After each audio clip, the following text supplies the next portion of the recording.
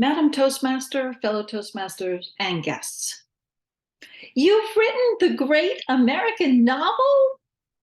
Sci-fi, fantasy, historical fiction, whatever, but that's wonderful. Congratulations. But now what?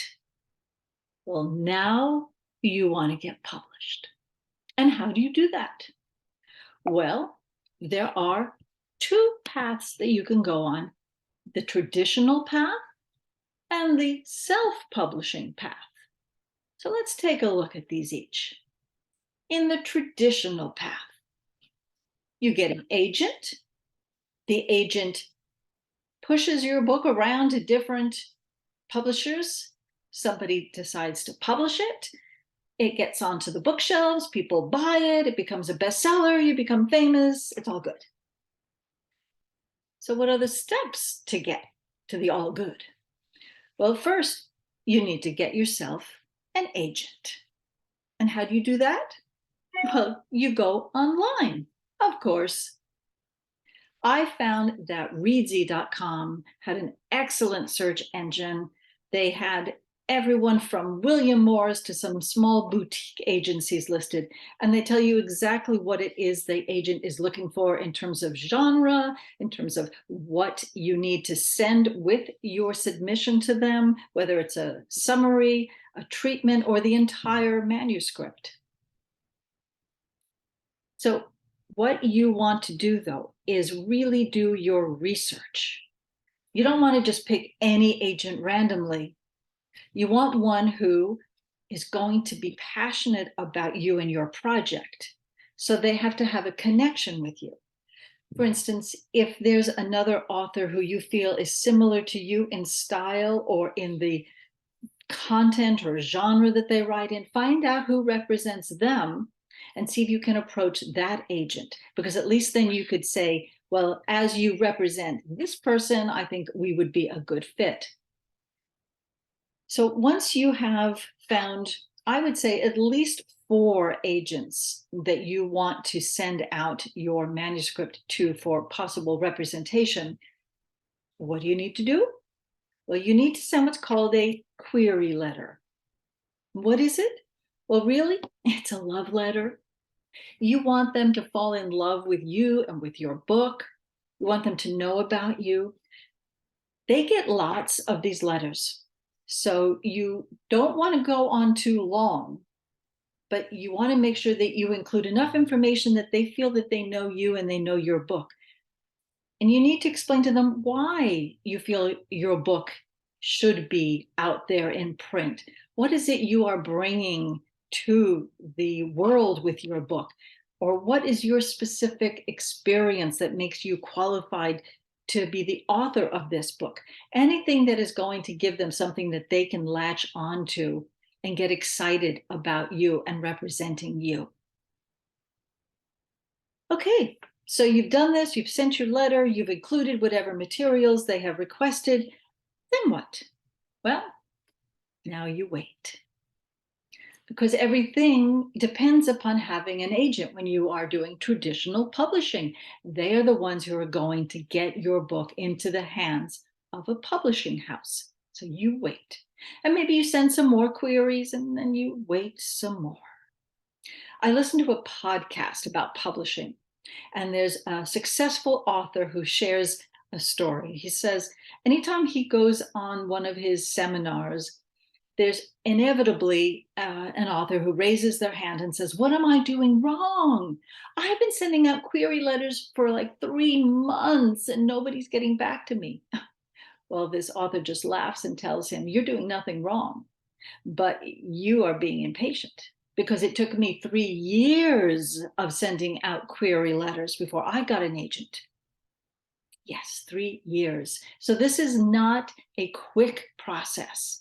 This is not for the faint of heart. You have to be very persistent and patient.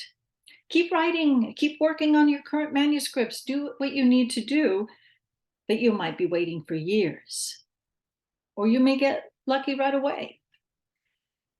So if this path doesn't sound that appealing to you, maybe you want something to happen sooner. Well, That's where self-publishing comes in. There are other steps that you need to take, though, when you are taking the self-publishing path.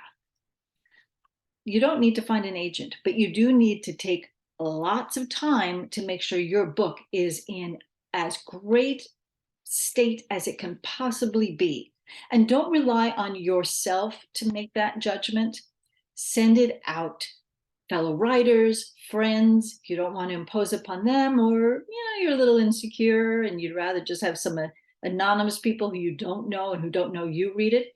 There are beta readers that you can find online. I went to Fiverr.com, and I tell you, I was very impressed with the feedback I got.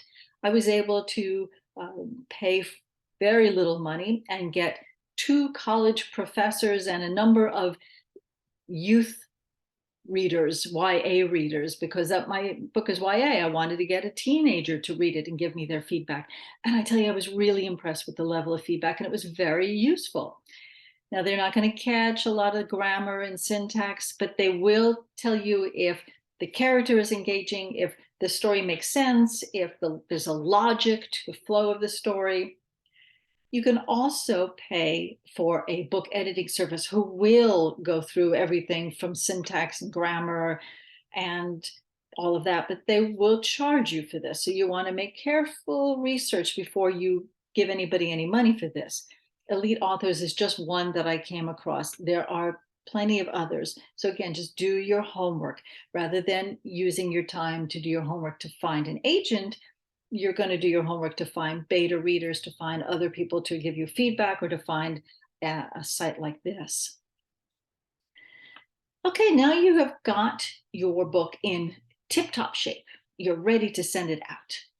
What do you need to do now? Well, you need to first figure out what your budget is, because there is a huge range of fees out there in the world of self-publishing.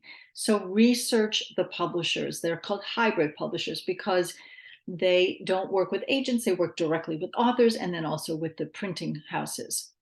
Evaluate the packages that they offer you, read reviews, and talk to other authors, anybody, especially someone who has already self-published.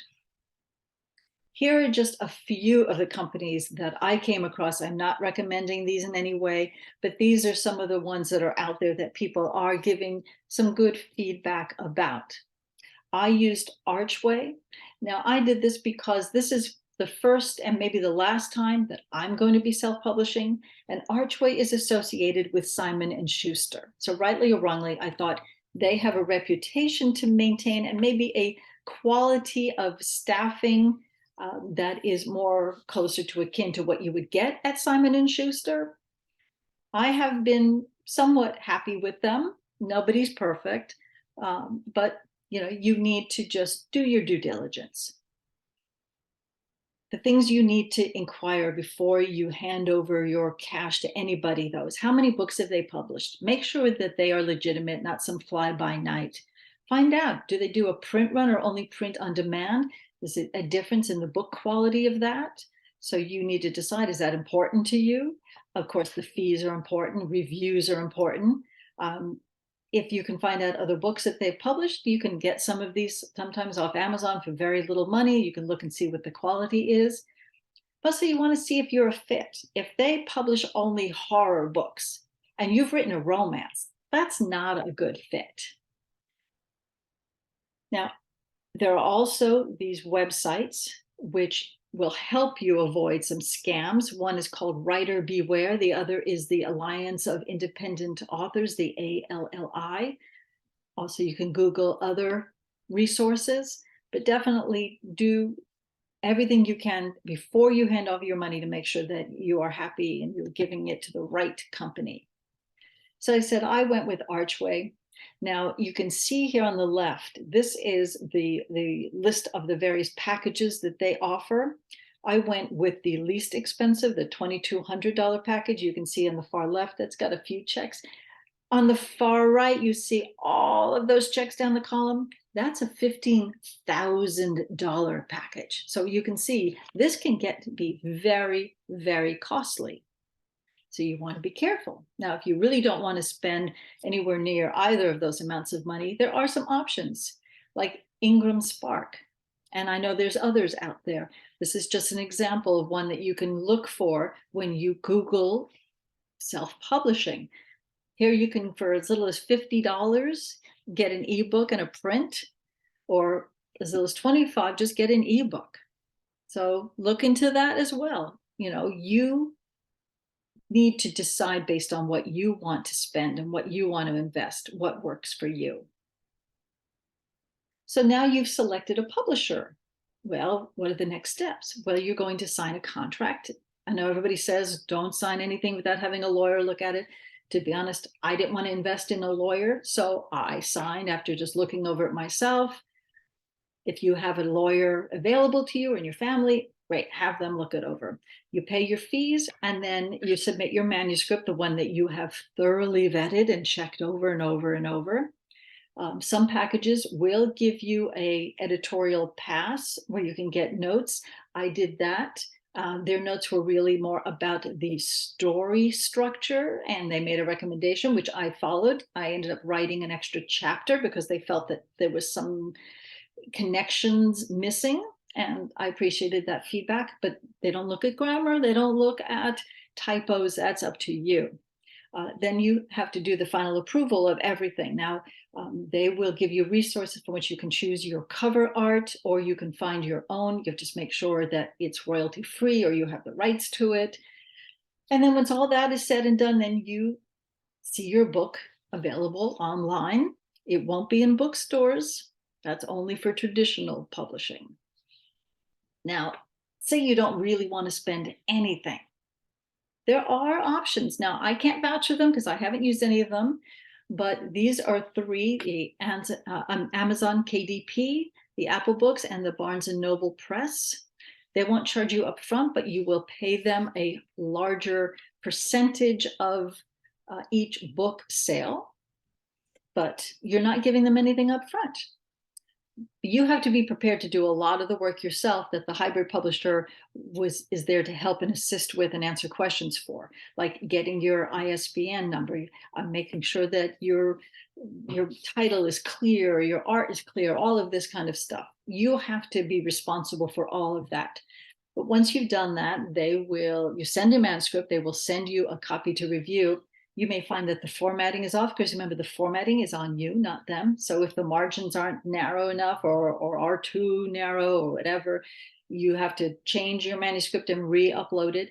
And I don't know if there's a limit to how many times you can do that, but at least it does give you an opportunity to look at it on electronic version only before it might go into the print-on-demand world. Here are some useful links. These are just some that I've used. You go online, you're going to find very many, many, many more.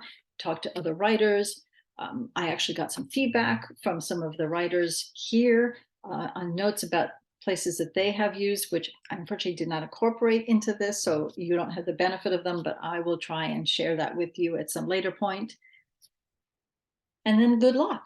And I will see you at the next speech, which is on marketing, because yes, it's one thing to get published, but you want to sell the book, right? Thank you.